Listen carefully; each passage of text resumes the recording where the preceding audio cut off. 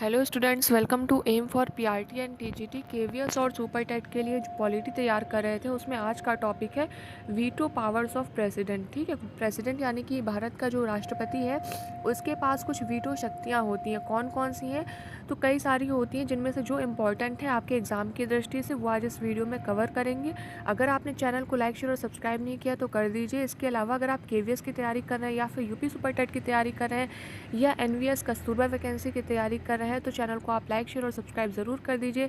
साथ ही साथ मैं आपको एक बात और बता दूं, अगर आप एलटी बायोलॉजी से तैयारी कर रहे हैं या फिर यूपी टीजीटी बायोलॉजी की तैयारी कर रहे हैं तो मैंने इनके नोट्स ऑलमोस्ट जो नोट्स हैं वो बिल्कुल प्रिपेयर हैं। जैसे इसका कोई भी नोटिफिकेशन आता है मैं इनके नोट्स भी वीडियो के माध्यम से आपको प्रोवाइड करना स्टार्ट कर दूँगी। तो अगर आप एलटी बायोलॉजी और यूपी टीजीटी बायोलॉजी का एग्ज़ाम देने के इच्छुक हैं तो चैनल को सब्सक्राइब करने के साथ साथ डेली अपडेट से हमसे जुड़े रह सकते हैं। तो स्टार्ट करते हैं वीटो पावर्स ऑफ प्रेसिडेंट।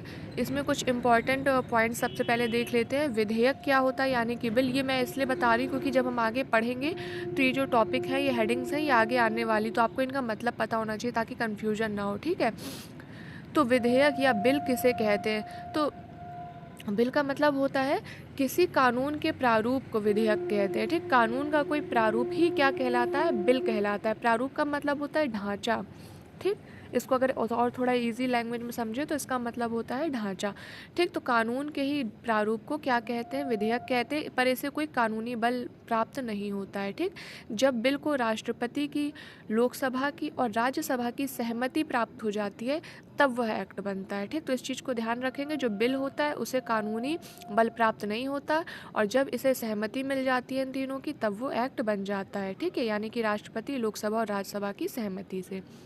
अब veto powers of the president देखते हैं कौन कौन सी वीटो पावर्स हैं। तो इंग्लिश हिंदी दोनों इसलिए मैंने यहाँ पर लिखा है क्योंकि इन चीज़ों को अगर आप इंग्लिश में याद करते तो ज़्यादा जल्दी आपको याद हो जाती है, क्योंकि हिंदी के नाम काफ़ी ज़्यादा टफ हैं। तो एब्सोल्यूट यानी कि आत्यांतिक वीटो क्या होता है या एब्सोल्यूट वीटो क्या होता है? जब राष्ट्रपति किसी बिल पर सहमति नहीं दे। ठीक है, जब किसी बिल पर राष्ट्रपति सहमति नहीं देता है, बिल यानी कि विधेयक। ठीक, ये कॉन्सेप्ट इसीलिए मैंने आपको पहले बिल के बारे में बता दिया था ताकि आपको कन्फ्यूजन ना हो।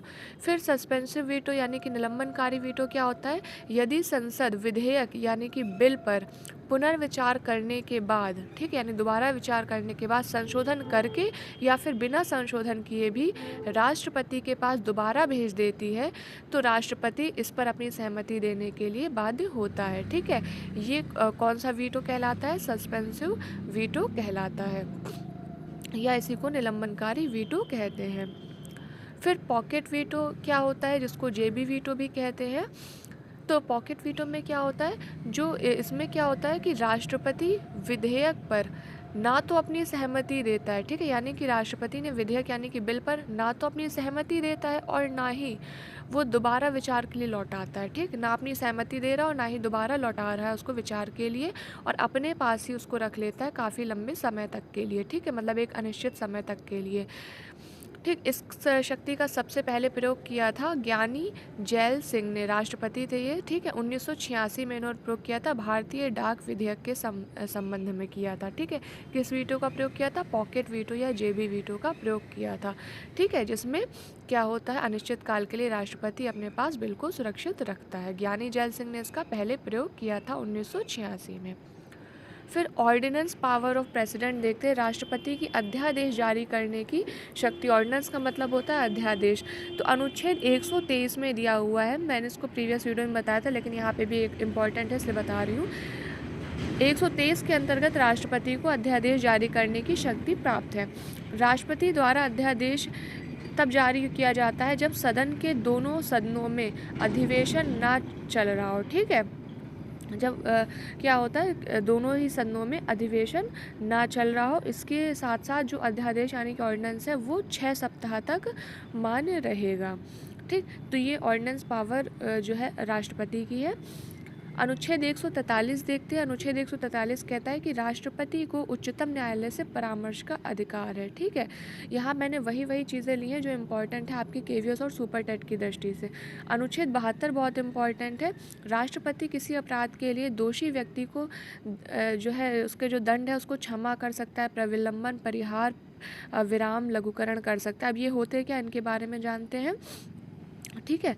इन टॉपिक का मतलब इनका मतलब पता होना चाहिए इन हेडिंग्स का। तो प्रविलंबन का मतलब होता है मृत्युदंड को अस्थायी रूप से जब निलंबित कर दिया जाता है तो उसे प्रविलंबन कहते हैं।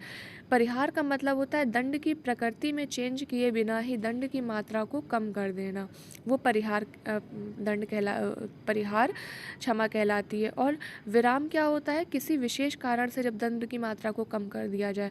लघुकरण कहलाता है दंड की कठोरता को कम कर देना।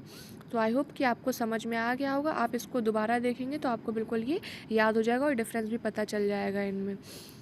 तो इसमें सिर्फ इतना ही जितना भी इम्पॉर्टेंट है। देखिए बहुत ज़्यादा लेंदी वीडियो बनाने का कोई मतलब नहीं। अगर मुझे बिल्कुल किताब का रटा ही देना है, एक एक पॉइंट वर्ड टू वर्ड रटाना ही है, तो फिर आप किताब से भी पढ़ सकते हो। तो फिर आपको वीडियो की या क्लासेस की ज़रूरत ही क्या है। तो मैं वही चीज़ें बता रही हूँ जो अभी तक के सिलेबस के अकॉर्डिंग केवीएस सुपर टेट में पूछा जाता है या पूछे जाने की संभावना और आपके सिलेबस के हिसाब से इम्पॉर्टेंट है, एग्ज़ाम के लिए इम्पॉर्टेंट है। ठीक है।